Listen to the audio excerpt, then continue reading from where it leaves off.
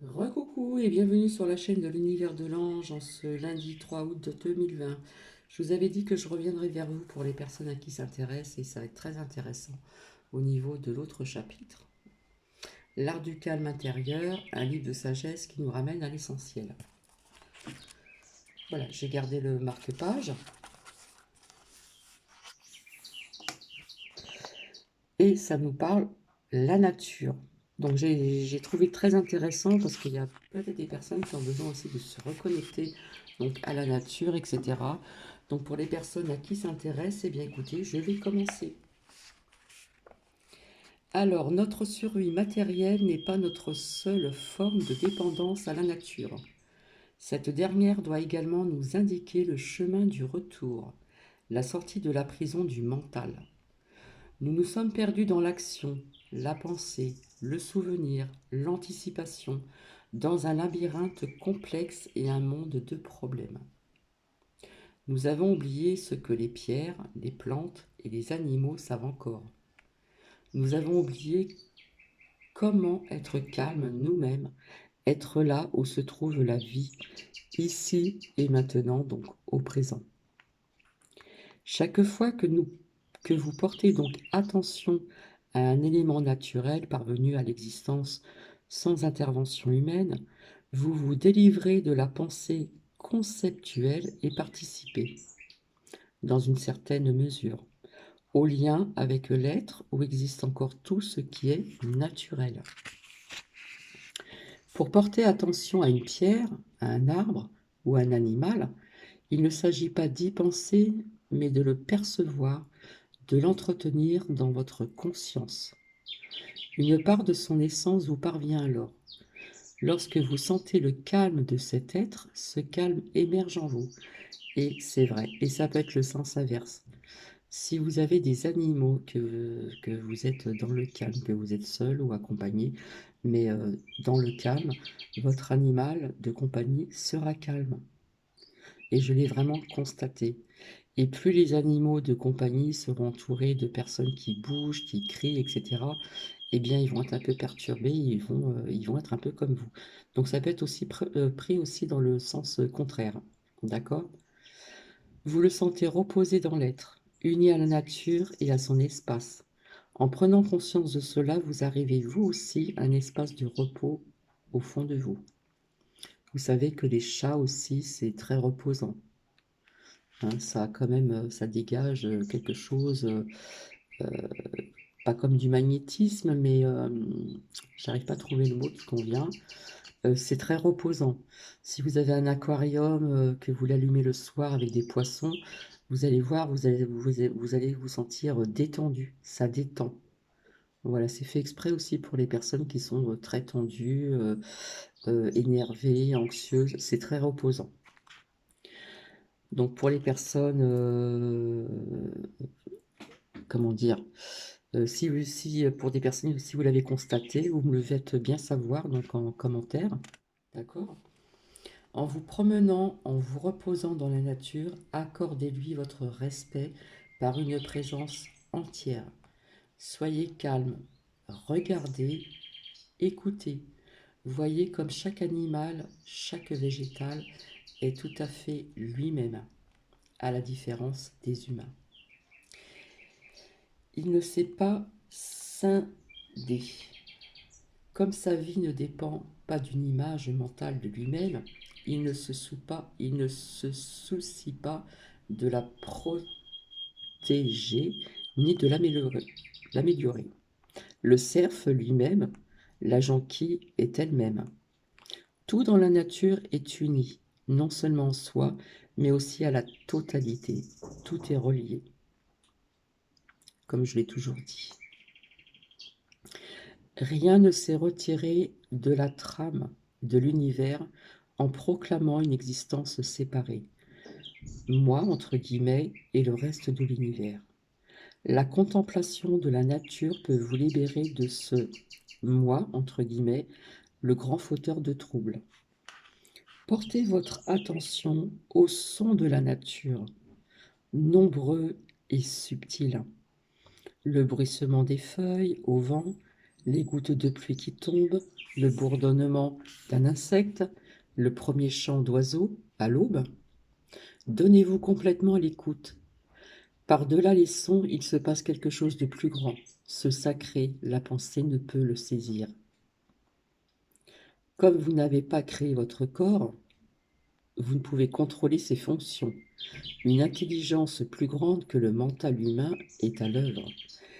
Cette même intelligence soutient la nature entière. Pour vous en rapprocher davantage, il vous suffit de prendre conscience de votre propre champ d'énergie intérieure, cette vitalité, cette présence stimulante dans le corps.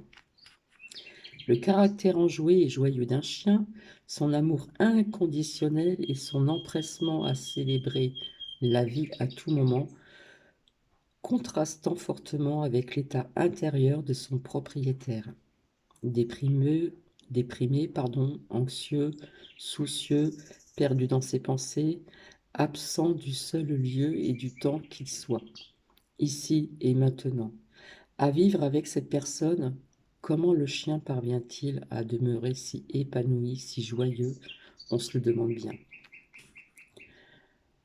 En ne percevant la nature que par l'esprit ou la pensée, vous ne pouvez sentir sa vitalité, son état d'être.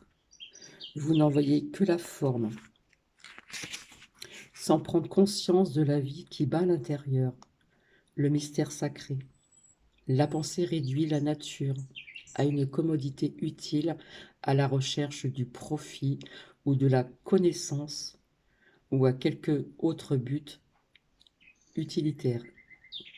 La forêt ancienne devient bois d'œuvre, l'oiseau un projet de recherche, la montagne un objet d'exploitation ou de conquête.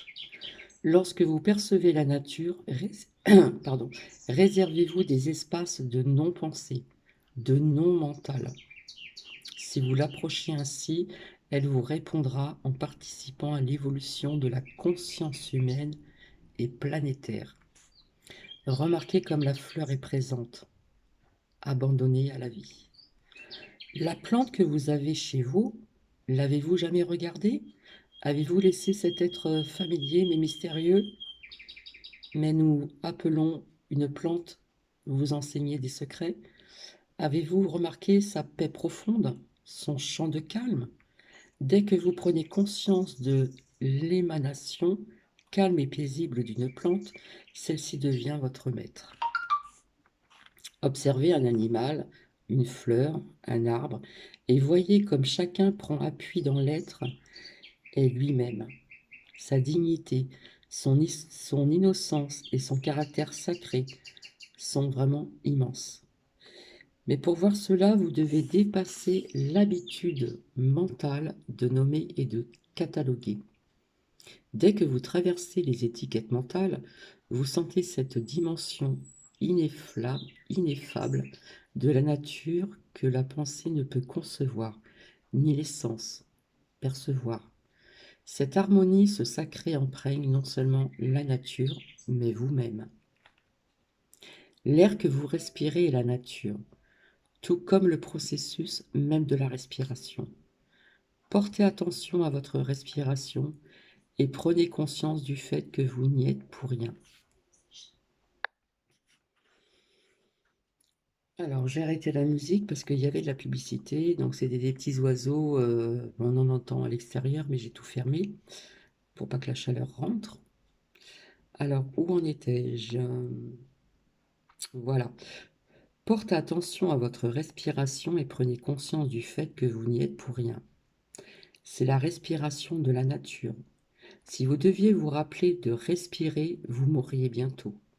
Si vous sentiez d'arrêter de respirer, la nature prévaudrait.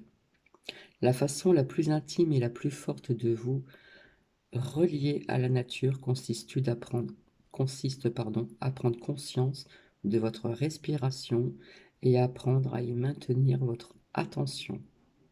C'est salutaire et profondément valorisant. La conscience part alors du monde conceptuel, de la pensée au domaine intérieur, de la conscience inconditionnée.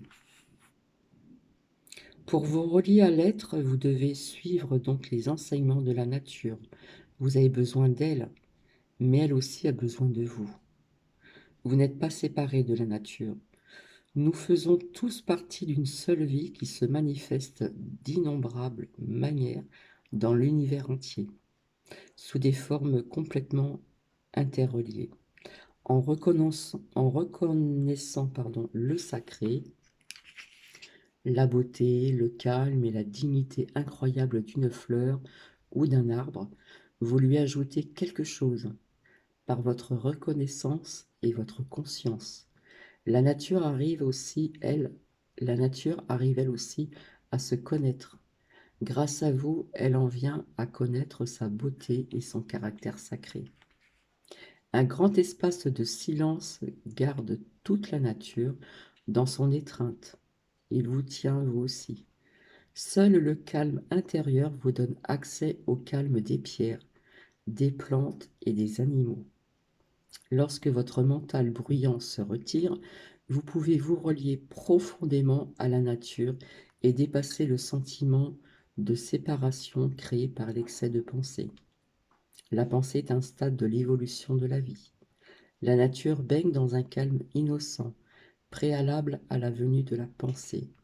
L'arbre, la fleur, l'oiseau, la pierre n'ont pas de conscience à leur beauté ni de leur caractère sacré. Par le calme, les humains dépassent la pensée et accèdent à une dimension supplémentaire de certitude de conscience. Par contre, j'ai envie de rajouter l'arbre,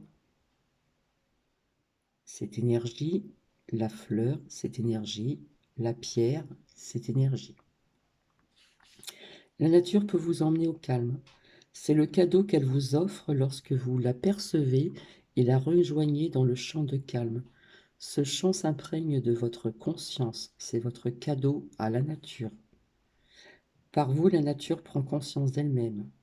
Elle vous a attendu, pour ainsi dire, pendant des millions et des millions d'années. C'est vraiment merveilleux de dépasser le désir et la peur dans les relations. L'amour ne veut ni ne craint rien. Donc c'est le chapitre 7, c'était très court. Je vais mettre mon marque-page au chapitre 8. Donc on parlera donc des relations. Voilà. Ça peut être très intéressant aussi, hein. Bien sûr, aux personnes à qui ça intéresse. Donc voilà, c'était donc le 7e chapitre de l'art du calme intérieur, un livre de sagesse qui nous ramène à l'essentiel. Là, on voit vraiment le fait de se reconnecter à la nature. Comme je vous ai dit, au niveau des animaux de compagnie, là je parle aussi des animaux de compagnie ou même d'autres animaux. Quand vous êtes dans le... Si vous êtes dans le calme, que vous vivez dans des énergies, des bonnes énergies, eh bien votre animal va être comme vous. Et si vous êtes dans des énergies basses, etc., votre animal va ressentir tout ceci. C'est incroyable. Il faut vraiment analyser vos animaux de compagnie. Comme je vous dis, Nuki fait partie de la famille. Et c'est vrai que si on est là, tranquille, à vaquer à ses occupations, peu importe lesquelles, eh bien votre animal, il va être... Pardon, j'ai un petit chat dans la gorge. Il va être très calme. Et j'ai constaté que les chats apportent aussi quelque chose de relaxant, d'apaisant. Les chats déstressent aussi. Ils ont beaucoup de qualités également, les chats. Donc voilà, on va voir un petit peu ensemble ici.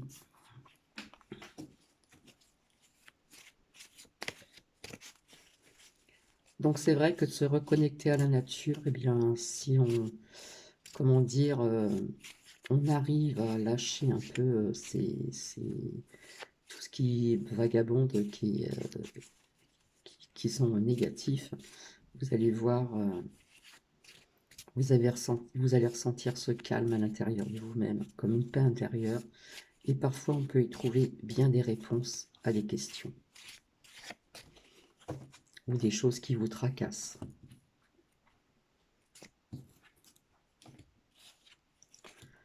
Alors, vous voyez, ici, on nous parle d'un chemin bien dégagé avec la lumière au bout. Donc, pour moi, ça représente aussi un peu la forêt, de se reconnecter donc avec aussi la nature. Voilà. Et puis, être vraiment attentif au bruit de la nature, hein.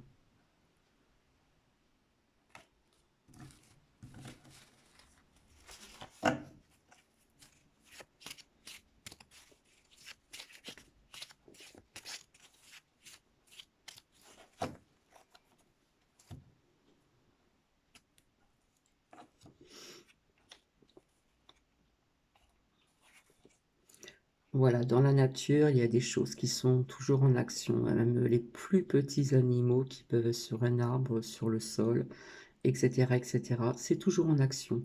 Si vous regardez les fourmis, hein, si vous vous intéressez à tout ça, vous allez voir, elles n'arrêtent pas les fourmis, hein. Elles sont toujours en action aussi, hein. Il n'y a pas que les fourmis, bien sûr.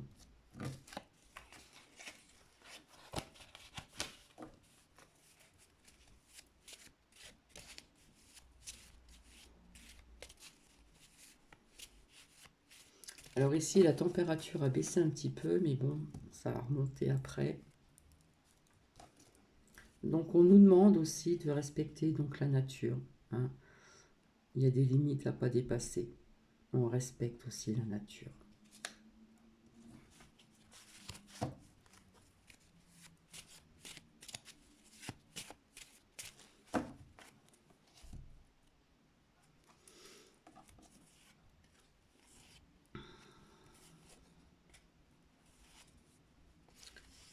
Pour certaines personnes, on a le pouvoir de pouvoir s'ancrer.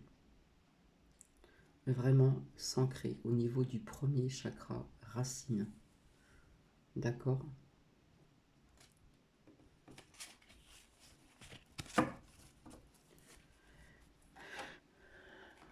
On parle très peu de la nature, des animaux, etc. Et pourtant,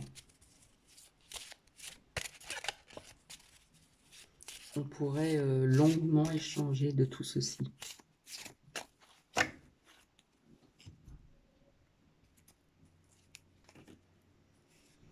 Vous voyez, on nous parle du quatrième chakra, le chakra du cœur. J'aime tout ce qui est en lien à la nature, aux animaux, etc., etc. Ici, on nous parle de tous ces chakras, donc les 7 principaux, hein, au niveau racine. Essayez d'être bien en alignement, être aligné. Donc pour certaines personnes.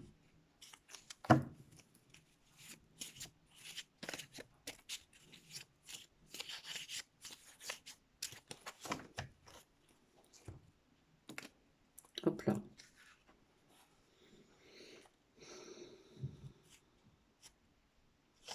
Alors, qu'est-ce que ça nous dit ici? On nous parle de garder l'esprit ouvert. La pleine lune. Donc je peux vous dire que ces énergies aussi bougent, puisque hier j'ai eu beaucoup de mal à dormir. Voilà, donc les énergies sont aussi quand même assez puissantes. Donc je vous ai parlé des dates jusqu'à la fin de l'année, donc des pleines lunes.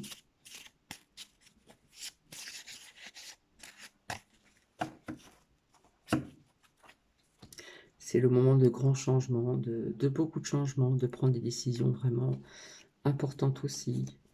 Donc il me sort la carte de l'anniversaire. Donc pour ceux qui sont nés en août, très joyeux anniversaire.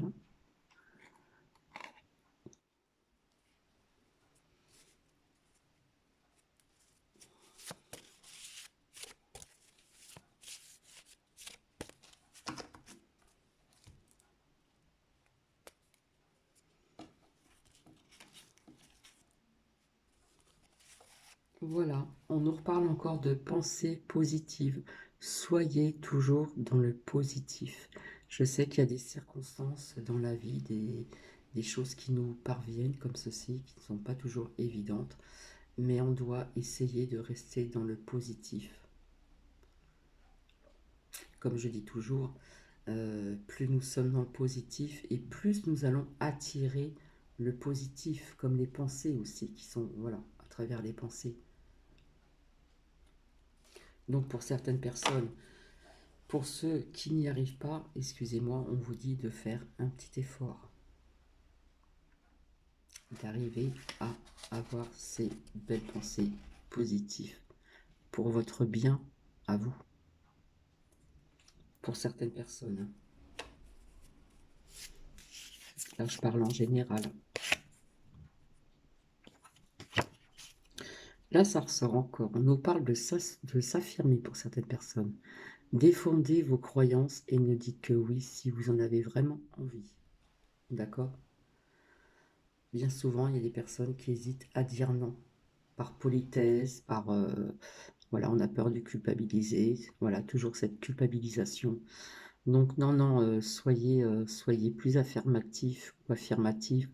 Et si vous sentez que vous devez dire non, eh bien, il faut le dire. On ne dit pas toujours oui à tout.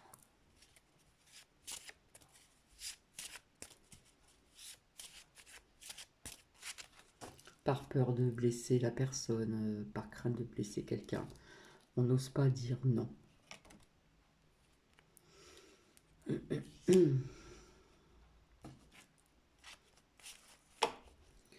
Voilà, ici on nous parle du cinquième chakra, donc le chakra de la gorge. Je communique. Voilà. Il y a des personnes qui sont en manque de communication et des fois ça peut être embêtant quand nous sommes en couple ou avec des amis, etc. Mais surtout en couple. Et d'autres, ça va être le contraire. On va beaucoup parler, beaucoup parler, beaucoup parler. Voilà, il faut bien rire un peu, hein. Et c'est vrai que le manque de communication, pardon, dans un couple, c'est pas très, voilà. Et pour ces personnes, on vous dit de le faire ici et maintenant, au présent. Ceux qui ont un manque de communication. Parfois, on peut passer d'une extrême à une autre, hein.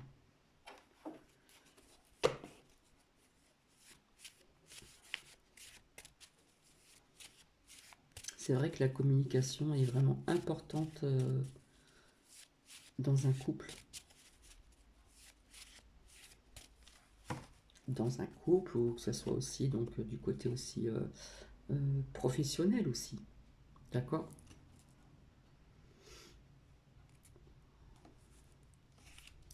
Donc on vous demande d'abandonner quelque chose pour voilà, d'abandonner toutes ces barrières là de manque de communication, hein, hein, pour certaines personnes.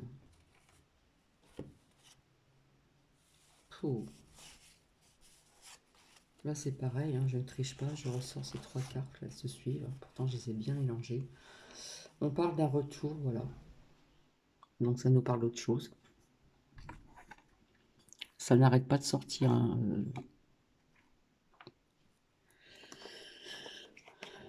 mais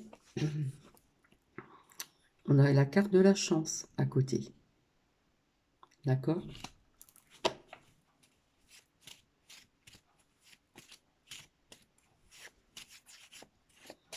Donc je vais pas tarder à vous laisser parce que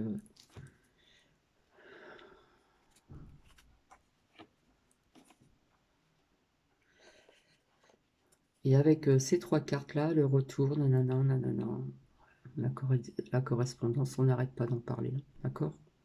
Voilà, c'est pas moi qui ai choisi les cartes, elle est sortie. Ça n'arrête pas, ça n'arrête pas.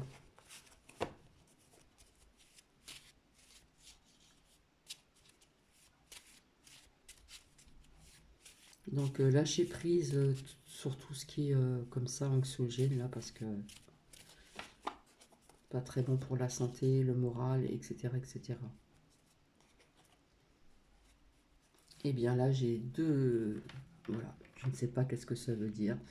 Pour moi l'abondance, c'est être dans l'abondance de tout ce qui est bon, de tout ce qui est, comment dire,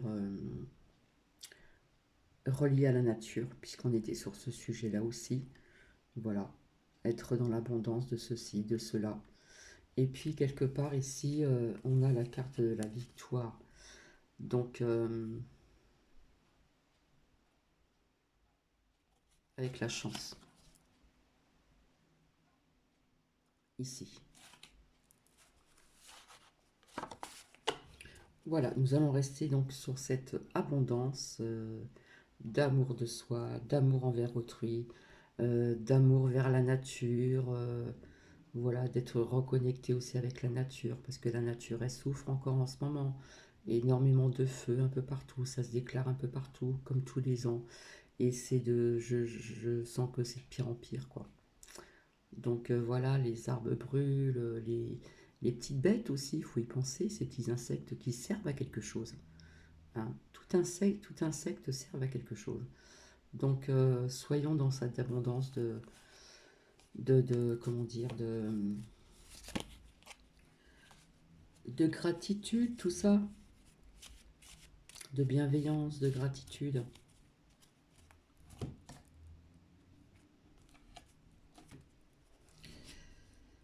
Oh non, non, on vous dit que ce n'est pas une illusion. Là, on a besoin d'être dans cette abondance de gratitude, etc., etc. D'accord?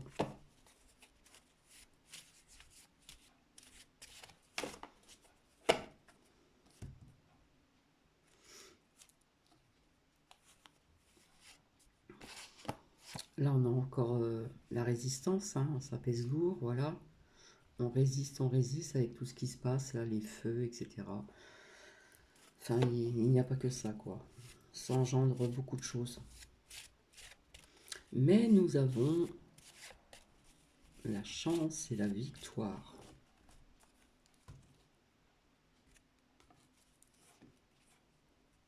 Là, on nous parle de culpabilité qui vient avec ceci. Quelque part, on est en train de culpabiliser les personnes, là. Voilà, tout ce qui sort, c'est ce que je ressens, donc je vous le dis comme ceci. Voilà, nous sommes encore dans quelque part dans la souffrance, avec tous ces feux, etc. Là, voilà. Voilà.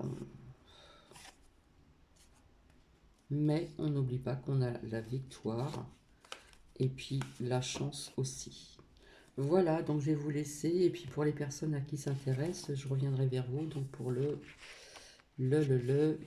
huitième chapitre en ce qui concerne donc les relations. Donc ça peut être aussi très intéressant avec ce livre-là. Voilà, je vous fais des bisous et je vous dis à très bientôt. Là après, je vais aller travailler. Je vais retrouver mes aînés. Et prenez bien soin de vous. Allez, bisous, bisous.